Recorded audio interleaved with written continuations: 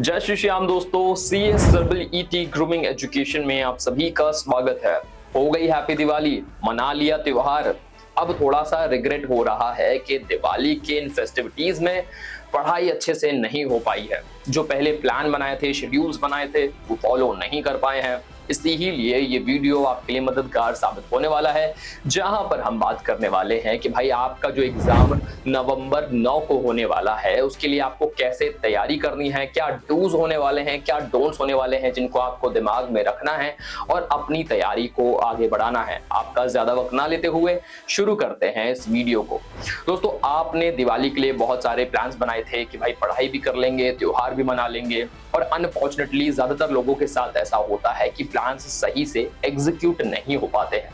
इसीलिए अगर आप इस फेज में हैं कि दिवाली के बाद रिग्रेट हो रहा है कि भाई पढ़ाई नहीं हो पाई है, तो सबसे पहले जो आपको नहीं करना है वो ये है कि किसी भी तरह से पैनिक मत करिए कि भाई एग्जाम को तो अभी कुछ ही वक्त बचा है और मैंने अपनी जो प्लान्स हैं उन्हें सही से एग्जीक्यूट नहीं किया। तो सबसे पहले आपको जो चीज पे ध्यान रखना है वो ये है कि पैनिक ना करें। तो करें क्या, डूज क्या है? डूज हैं आप प्लान करें। जी हाँ, पैनिक ना करते हुए प्लान करिए, अपने शेड्यूल को रीशेड्यूल करिए, उसे फिर से बनाइए, उसे फिर से तैयार करिए। और इस बार तो अब त्योहार भी निकल चुके हैं, तो यहाँ पर एग्जीक्यूशन के चांसेस ज्यादा हो जाते हैं। तो अपने शेड्यूल पर वापस आइए, उसे देखिए कि कहाँ मिस्टेक करी। अगर आपने सोचा था कि दिवाली में 2 घंटे तो कम से कम पढ़ाई को दूंगा ही, आप शायद 1 घंटा भी नहीं दे पाए, या फिर शायद 10-15 मिनट ही किताब खोलकर लगा कि भाई फेस्टिविटीज मना लेते हैं। तो उन सब बातों को भूल जाइए, पैनिक मत करिए। जो आपको नहीं करना है, क्या करना है? प्लान करना है। तो सबसे पहले प्लान करिए, अपने शेड्यूल को फिर से बनाइए। जो कुछ दिन बचे हैं आपके एग्जामिनेशन के लिए, उसके लिए प्रिपेयर हो जाइए। प्रिपरेशन कैसे होगी, क्या प्लान करना है, कैसे प्लान करना है, ये भी हम बात करने वाले हैं। साथ ही में मैं आपको बता दूं कि हमारा CSEET फाउंडेशन का कोर्स बिल्कुल फ्री है फॉर ऑल द स्टूडेंट्स। इसमें आप सभी सब्जेक्ट्स के रिकॉर्डिंग्स और उनके अनलिमिटेड व्यूज को एक्सेस कर सकते हैं। तो अभी हमारी वेबसाइट escholars.in पर विजिट करें और CSEET प्रिपरेशन के लिए बिल्कुल फ्री में इस कोर्स को अवेल करें। इसका लिंक आपको डिस्क्रिप्शन में मिल जाएगा। दूसरा जो पॉइंट आपको ध्यान में रखना है अपने डूज और डोंट में, वो ये है कि भाई अब आपने सोच लिया कि मैं यहाँ पैनिक नहीं करूंगा, बल्कि प्लान करूंगा, अपने शेड्यूल को तैयार करूंगा। तो शेड्यूल के लिए बहुत ही ज्यादा प्रैक्टिकल होने की जरूरत है। दूसरे पॉइंट में आप कोशिश करें कि आप जो पढ़ने जा रहे हैं, अपनी तैयारी को आगे बढ़ाने जा रहे हैं, उसे एक बार में खत्म करने का, पूरा करने का संकल्प ना ले लें। बहुत सारे बच्चे होते हैं, जब वो रिग्रेट में आते हैं, उन्हें लगता है कि भाई आज ही के आज, अभी के अभी पूरा सिलेबस खत्म करेगा रे थारा भाई। ये नहीं करना है। देखिए, आपके मन में बहुत सारी बातें आ रही होंगी, उसे आप साइड में रख दीजिए। आप प्रैक्टिकली उन चीजों को सोचिए कि आपके हाथ में अभी क्या है। अगर मैं आपको सजेस्ट करूं, अगर आपकी जगह हम होते तो क्या सजेस्ट करते आपको, उसकी जगह आप बात मानिए। आपको वो चीजें तैयार करनी है जो आपके प्रीवियस ईयर क्वेश्चंस में पूछी जाती हैं, जो आप मॉक टेस्ट पेपर्स के दौरान देखते हो। आपको वो डिफिकल्ट लगता है, आपको लगता है कि चलो ठीक है, देख लेंगे, उससे आप पहले उठाओ। जी हाँ, वो सब्जेक्ट, वो टॉपिक्स जो आपको लगता है कि डिफिकल्ट है लेकिन इंपॉर्टेंट है, आपके पेपर में आ सकते हैं, एक्सपेक्टेड है कि आएंगे ही आएंगे, उन्हें पहले उठाइए, क्योंकि ये आपका ज्यादातर समय लेने वाले हैं। क्योंकि इन्हें अगर आप अभी समय नहीं देंगे, आप इजी टास्क में लग जाएंगे, तो शायद आप इन्हें कभी समय नहीं दे पाएंगे, सही से ये कंसेप्ट आपको क्लियर नहीं हो पाएंगे। तो अपने कंसेप्ट की क्लैरिटी को बेहतर करने के लिए जो आपको दूसरा काम करना है वो ये करना है कि एक बार में पूरा सिलेबस खत्म नहीं करना है। ये आपका डोंट हुआ। डूज क्या है? डूज में आपको वो टॉपिक और वो सब्जेक्ट्स उठाने हैं जो डिफिकल्ट हैं और एक्सपेक्टेड हैं कि एग्जाम में पूछे जाएंगे। तो वहां से आपको अपनी शुरुआत करनी है, अपने शेड्यूल में उसे प्रायोरिटाइज करना है। नाउ अब हम आते हैं अपने तीसरे डूज और डोंट में। 2 पॉइंट्स आपने सीखे कि आपको क्या क्या करना है। तीसरा, इसी ही को आगे बढ़ाते हुए मैं आपको बताना चाहूंगा कि इस तैयारी के बीच में आपका एक दुश्मन है जो नहीं चाहता कि आप अपनी पढ़ाई को सक्सेसफुली पूरा करें। वो दुश्मन क्या है? वो दुश्मन है आपका डिस्ट्रैक्शन, जो आपके मन से ही उत्पन्न होता है। डिस्ट्रैक्शन किसी भी तरह का हो सकता है, कहीं घूमने जाने का, या फिर अपने रिश्तेदारों से मिलने का, किसी से बात करने का, या फिर अपने मोबाइल को स्क्रॉल करने का, किसी कंटेंट को कंज्यूम करने का, अपने फेवरेट टीचर की फीड में जाकर देखने का।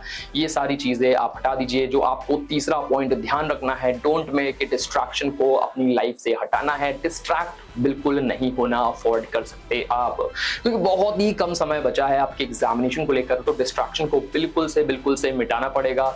इसके लिए क्या करना है, डूज क्या है, डूज है कि भाई जब तक के लिए आपके एग्जाम होने वाले हैं, नहीं हुए हैं, आप अपने फोन को सेट असाइड कर दीजिए। जी हाँ, पहले तो अपने परिवार में क्लियरली बता दीजिए कि भाई मेरी पढ़ाई है, मेरी तैयारी है, मेरा करियर है, मैं कॉम्प्रोमाइज नहीं करूंगा। और अगर आपको लगे कि पेरेंट्स नहीं मान रहे हैं, रिश्तेदार नहीं समझ रहे हैं, तो उन्हें साबित करके दिखाइए। तो कैसे साबित कर सकते हैं कि आप अपनी पढ़ाई पर पूरा ध्यान दे रहे हैं? ये साबित करना है आपको अपने फोन को सेट असाइड करके उसे अवॉइड करिए। अगर पूरा फोकस लगाना है तो फोन को अवॉइड करना बहुत ज्यादा जरूरी है। और अगर ये मुश्किल हो पा रहा है, आपको लग रहा है कि बहुत सारी इंपॉर्टेंट चीजें हैं, मैसेजेस हैं, कॉल्स हैं, आते रहते हैं, मैं फोन को तो अवॉइड नहीं कर सकता, तो सोशल मीडिया एप्लीकेशंस अनइंस्टॉल कर दीजिए। क्योंकि मुझे पता है चाहे यूट्यूब हो, इंस्टाग्राम हो या फिर सोशल मीडिया एक्स हो, यहाँ पर लोगों का ज्यादातर टाइम वेस्ट होता है। तो तमाम सोशल मीडिया एप्स को कुछ दिनों के लिए, जब तक आप अपने पेपर की तैयारी में लगे हुए हो, कुछ ही दिन बचे हैं, कुछ ही हफ्ते, तो इनके लिए आप प्लीज इतना कॉम्प्रोमाइज करिए, अपने सारे एप्स को अनइंस्टॉल कर दीजिए उस टाइम पीरियड के लिए। साथ ही में आप अपने दोस्तों को भी बता दीजिए कि हमारे बीच में जो बातें होंगी वो पढ़ाई को लेकर होंगी। अगर उसके अलावा कोई बात होती है तो हमारे बीच की बात अभी नहीं हो सकती है। After exams we can think upon it. लेकिन इसलिए आपको ये जो तीसरा पॉइंट है ये ध्यान में रखना जरूरी हो जाता है कि आपको अपने डिस्ट्रैक्शंस को कम करना है। और डिस्ट्रैक्शन को कम करने के लिए सबसे पहला जो काम करना है, अपने फोन के साथ आपको कुछ बड़े सैक्रिफाइसेस, या फिर मैं कहूं कि छोटे सैक्रिफाइसेस करने जरूरी हो जाते हैं। चौथा जो पॉइंट है वो ये है कि अपनी पढ़ाई पर पूरी तरह से खो ना जाएं। जी हाँ दोस्तों, क्या होता है कि लोग सोचते हैं कि भाई अब एग्जाम को कुछ ही दिन बचे हैं तो सारे कंसेप्ट्स मैं अभी जल्दी समझ लेता हूं, तो ऐसा हो नहीं पाता है। उसमें आपको अपनी पढ़ाई में पूरी तरीके से डिवीजन लेकर आना पड़ेगा कि क्या चीज आप करोगे, किससे आपको ज्यादा बेनिफिट होने वाला है। बहुत से लोग हैं जिन्हें कुछ कंसेप्ट्स नहीं समझ में आए हैं, वो उन कंसेप्ट्स को एक टाइम स्लॉट दे सकते हैं समझने के लिए। उसके अलावा कुछ लोग कहेंगे कि ये कंसेप्ट्स मुझे अच्छे से आते हैं, बस इन्हें रिवीजन के लिए एक अलग टाइम देना पड़ेगा। और वहीं पर कुछ ऐसे लोग हैं जो चाहते हैं कि भाई मेरा लगभग सिलेबस लग रहा है पूरा हो गया है, या फिर मैं प्रैक्टिस करना चाहता हूं, तो मॉक टेस्ट लगाने के लिए अलग टाइम स्लॉट रखते हैं। तो प्लीज इस तरह से अपनी पढ़ाई को डिवाइड करिए। सिर्फ उसे रटने की कोशिश मत करिए, सिर्फ रिवाइज करने के पीछे मत जाइए, सिर्फ उसे पढ़कर खत्म करने कर खाना पूर्ति की कोशिश मत करिए। वहां पर आपको प्रैक्टिस की भी जरूरत है, तो अपने मॉक टेस्ट पेपर जरूर लगाइए। जितने ज्यादा मॉक टेस्ट पेपर लगाएंगे उतनी आपकी प्रैक्टिस बनेगी, आपका उतनी जल्दी पेपर कंप्लीट होगा। साथ ही में आपको लगेगा कि हाँ भाई ये कॉन्सेप्ट्स मैंने पढ़े हुए हैं, ये तो मुझे आता है। तो प्लीज आप लास्ट मोमेंट में अगर एंजाइटी से नहीं भर जाना चाहते हैं तो प्लीज वहां पर आपको मॉक टेस्ट पेपर्स जरूर से जरूर लगाने हैं। उसके लिए एक अलग से टाइम स्लॉट डेडिकेट करिए। And the last one of the most important points, point number 5, कि प्लीज अपडेटेड रहिए कि जो अपडेट्स आते जा रहे हैं आपके एग्जाम से रिलेटेड और आपके सब्जेक्ट से रिलेटेड। करंट अफेयर्स के पार्ट को आपको अच्छे से प्रिपेयर करना है, तो उसके लिए अपडेटेड रहिए। साथ में ICSI की वेबसाइट का नोटिफिकेशन ऑन कर लीजिए, उसके बारे में जानते रहिए कि क्या लेटेस्ट अपडेट्स आ रही हैं आपके एग्जामिनेशन से रिगार्डिंग, आपके एडमिट कार्ड से रिगार्डिंग। ये सारी जो बातें हैं उनको आपको ध्यान में रखना है। आपके एग्जाम सेंटर से रिगार्डिंग ये सारी बातें आपको ध्यान में रखना है। जो लेटेस्ट अपडेट्स आ रही हैं उन्हें आप देखते रहिए। और उसके लिए आप क्या कर सकते हैं, उसके लिए आप हमारे यानी कि CSEE ग्रूमिंग एजुकेशन के चैनल को सब्सक्राइब कर सकते हैं, क्योंकि जो अपडेट्स होती हैं वो हम सही टाइम पे, टाइम टू टाइम अपडेट करते रहते हैं अपने इस YouTube चैनल पे। और साथ ही में आप जो ICSI की वेबसाइट है उसकी मदद लगातार ले सकते हैं, ताकि आप डिस्ट्रैक्ट ना हो। जो इन्फॉर्मेशन आपके लिए जरूरी है वो आपको टाइमली मिलती रहे। आई होप दोस्तों ये जो डूज और डोंट्स हमने आपसे डिस्कस किए हैं ये आपको अच्छे से समझ में आए होंगे, और आप इनसे अपनी प्रिपरेशन को और मजबूत बनाएंगे ना। चलिए ठीक है, एक प्रॉमिस करते हैं आप अच्छे से तैयारी करेंगे, और उसके बाद हम मिलेंगे और भी ज्यादा इंफॉर्मेटिव कंटेंट के साथ आगे अगले वीडियोस में। तब तक के लिए शुक्रिया, गुड बाय, टाटा, जय श्री श्याम।